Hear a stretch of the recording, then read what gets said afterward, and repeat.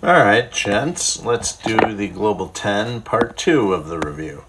So, Part 1, we covered imperialism, put up a map, went through the imperialism of the 1800s. So, Part 2, hopefully we can cover a good chunk of this. World Wars, Cold War. Probably need less and less as we go because it's closer to what we just covered. But again, remember, stuff in black is titles. Stuff in blue is stuff you have to know, basically the multiple choice type stuff. And then the stuff in green shows your understanding, the written type responses. So let's take a quick look at the World Wars and then into the Cold Wars. So I'm going to delete this for now. Delete. So part 2 of the video, let's take a look at the World Wars.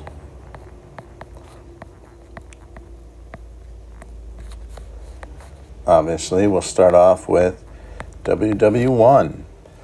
And the big thing there, if you recall from class, is MAIN.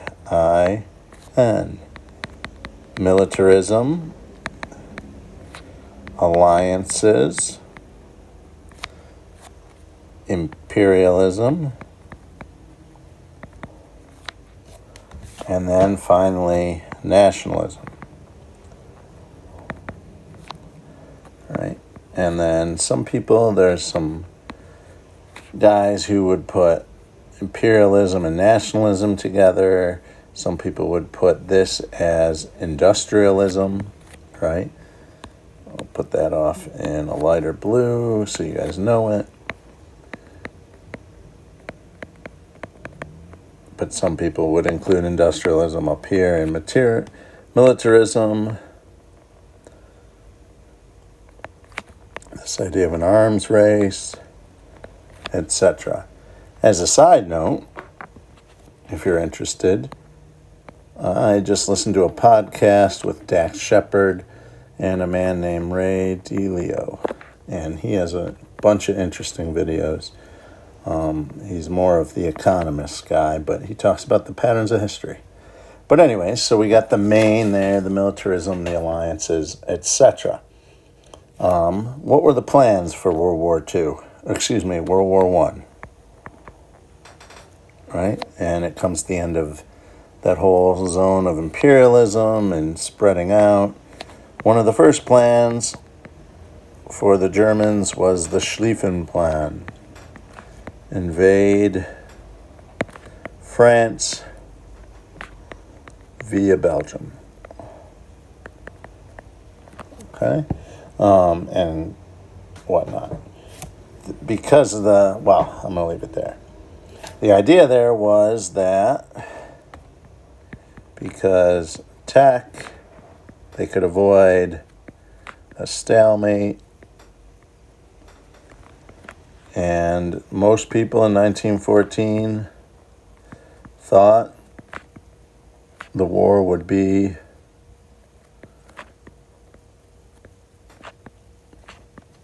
just a few quick weeks. I remember when I was a kid, they quickly invaded Kuwait, or not invaded Kuwait. They went through Kuwait into Iraq during the first Gulf War, and it was pretty much over before they could even really say much about it. But anyways, that was kind of the thought. If you don't know,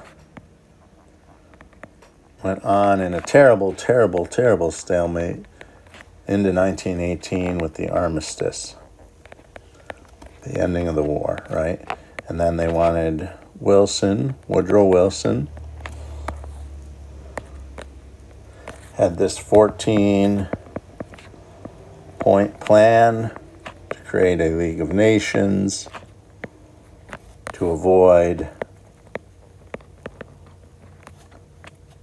The idea was, and I'm going to put that in blue actually.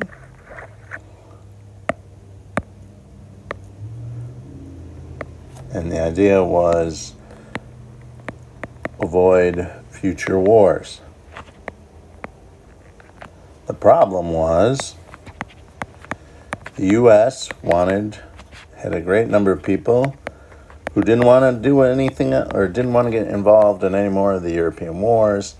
they became, I'm going to rewrite that neater so they can read it in posterity.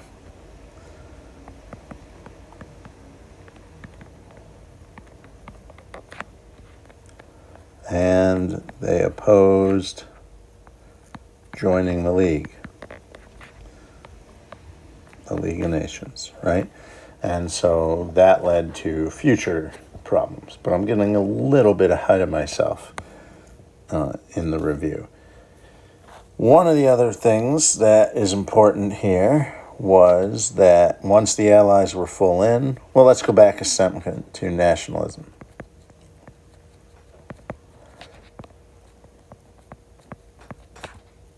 '1800s, it's growing. Think of that pivotal year in European history, 1848. You could even, as I do,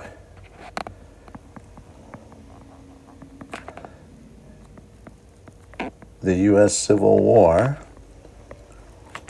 had a lot to do with nationalism and Confederate, a more loose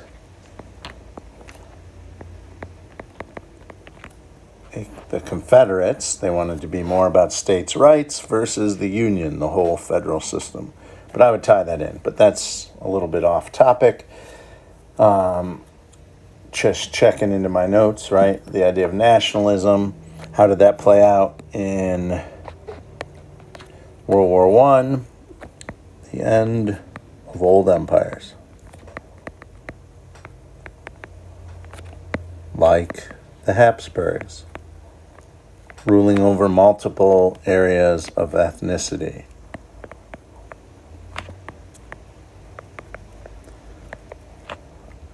And what we had were the Serbian nationalists.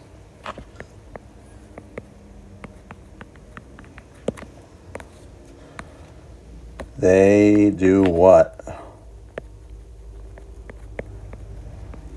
They assassinate the Archduke Ferdinand, right? And that is this idea that the World War was about ready to happen. It was a powder keg, a gunpowder keg. There's a funny political cartoon I'm sure I showed you guys, right? A bad bar fight, right? Where somebody punches somebody and somebody else punches that guy because he's friends with the first guy, and the whole thing gets out of control and they can't really get a handle on it. But anyways, that's kind of the role of nationalism. One of the important parts, it's really part of both world wars, but the reason the Allies win, because they forced Germany to fight on two fronts. Right, and what do I mean by that? I'm going to go back up here to the map, right? If it will let me zoom in, there we go. Here we have Germany, right? Austria, etc. And what is happening is the Russians are coming this way, the Allies will go that way. So you'll have a two-front war. Incidentally, in World War II, Germany quickly takes over France, well, I shouldn't say quickly, takes its part here into what we now call Poland, Czech Republic, the Sudetenlands. They ally with Italy. They are, quickly ally with Austria, obviously. So let me start that over. Hitler comes to power and unites Germany and Austria. Then he takes parts of Poland and the Czech Republic to create what Bismarck would have called Grosse Deutschland, or Greater Germany. They ally with Italy. They have a secret pact with Russia, a non-aggression pact, and then Chamberlain tries to use appeasement, but Hitler says no, and he takes over France and rules over it with a puppet government. Remember, they had already there was a civil war in Spain, and that both Allies and Axis tried to support both sides as kind of a practice ground for how the war might be fought. But Germany and Hitler take over this whole part. What Stalin over here really wanted was him to attack this way and the Allies to get together and attack in Europe. Instead, what the Allies did was go across North Africa trying to cut off Hitler's supply of oil. And that upset Stalin, which will lead to further problems later down the line. But let's get back on track with the actual notes, right? The Allies win because they wanted to fight on the two fronts.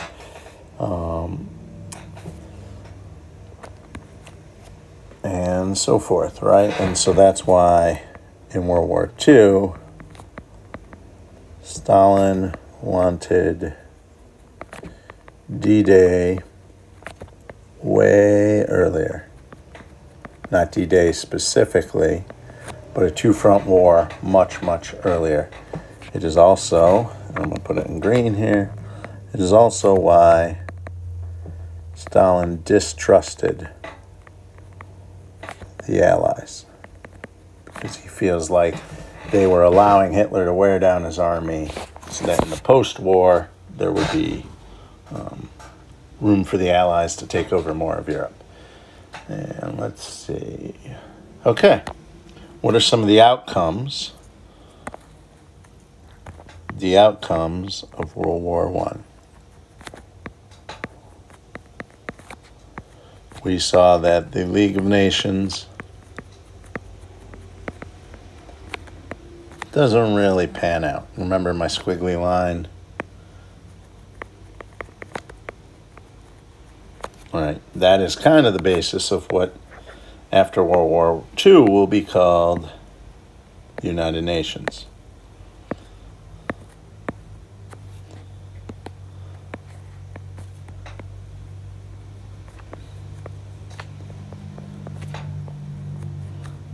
Excuse me, boys.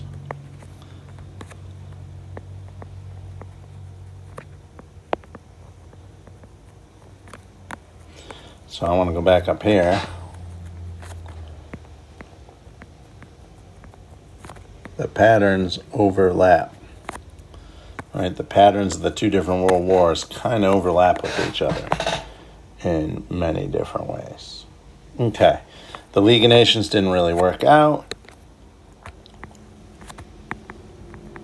The treaty totally blamed Germany for the whole thing, which wasn't really fair, right?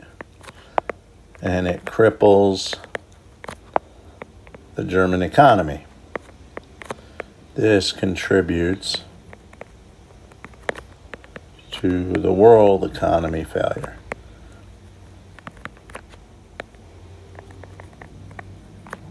All right, and what do we call that in the U.S.? It actually began in the U.S., but the Great Depression. They made it so hard for Germany to pay anything back. Germany printed tons of money. The famous picture, I'm sure I showed you, of like a kid buying a loaf of bread with an entire wheelbarrow full of cash, right? So they totally blamed Germany, and this, therefore, many people would say that World War II was inevitable. Was World War II inevitable? And in my theory,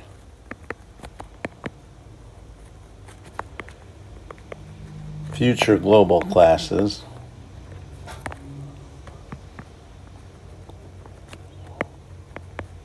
will study WWs as one big unit instead of, as we did it, two separate ones. Again, that goes to the whatnot. But, so, moving into then World War II.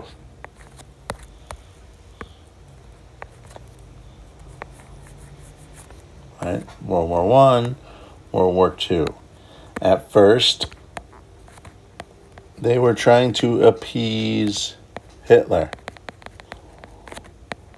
They didn't bother to understand that, and I'm going to use some older phrasing, this idea of trying to create Große Deutschland. What they call in the book is Lebensraum, which Große means great. Great or large. Lebens means living.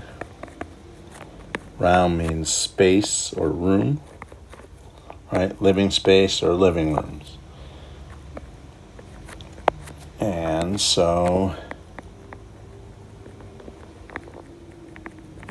Chamberlain doesn't rasp this.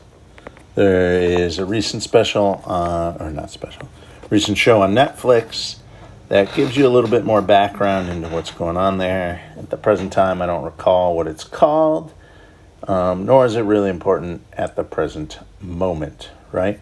Another important part of World War II would be propaganda,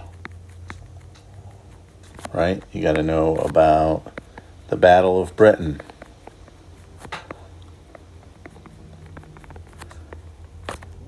Churchill's now in charge. He calls it their finest hour, right, where they fend off the Nazis. We had for the Russians,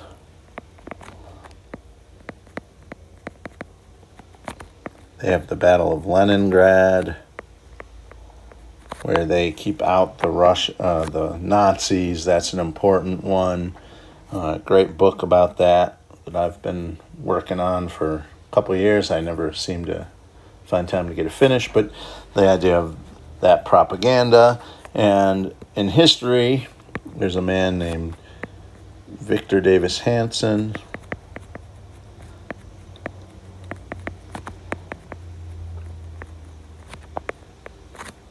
And he has a lot to say about these kinds of battles. I find him very interesting. But I digress a little bit as I get ready here to finish part 2. Make sure you understand the chronological order.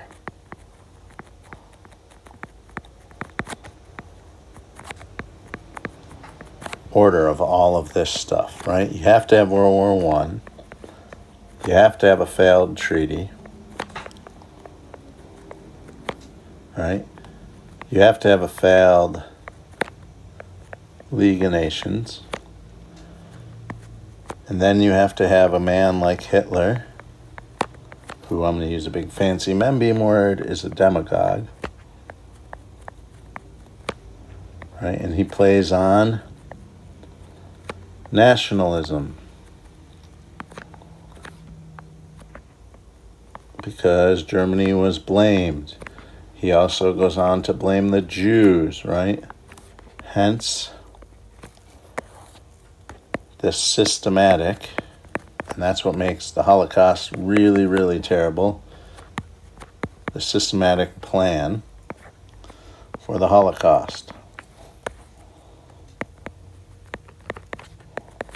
It is genocide. Genocide. Side means death. I'm going to do that neater. All right, genocide.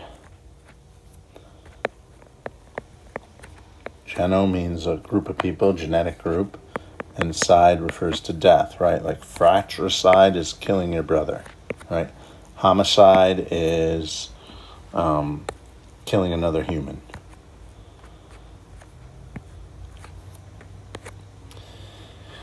All right, you also need to, let's see, I talked about the order, chronological. Again, here, pay very important attention. Like World War I, tech is hugely important. Tech is very important. Having gone to the Naval Academy, aircraft carriers, right? I use the phrase projection of power, etc. Obviously, nuclear weapons, right? There's a lot of theories out there that we dropped the bombs in Hiroshima and Nagasaki as much to end the World War II and save American lives on the ground as a show of force to Russia that basically, hey, as this war comes to an end, keep in mind we got the big stuff, right? Also some very important ethical parts were kind of worked out post-war. At the Nuremberg trials,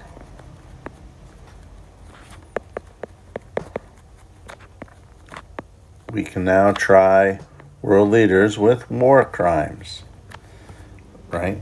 And that becomes very important for world peace, they say, or hope. Okay. I'm going to talk about more of, even though it fits in up here, I'm going to put this over here.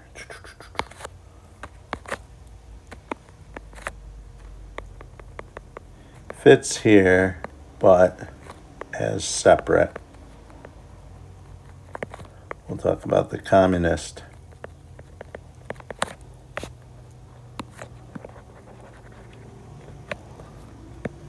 revolutions.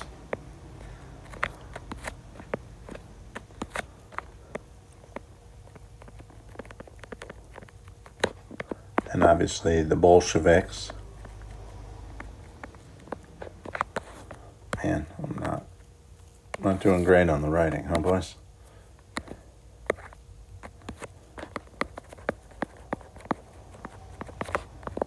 The Bolsheviks and what we'll call Russia, and then in China, right? Who's the leader of the Bolsheviks? Lenin, then Stalin. China, we got Mao Zedong, and that's why I did those books you guys, or not books, projects I had you guys do here at the end of the year. So I'm going to move on so that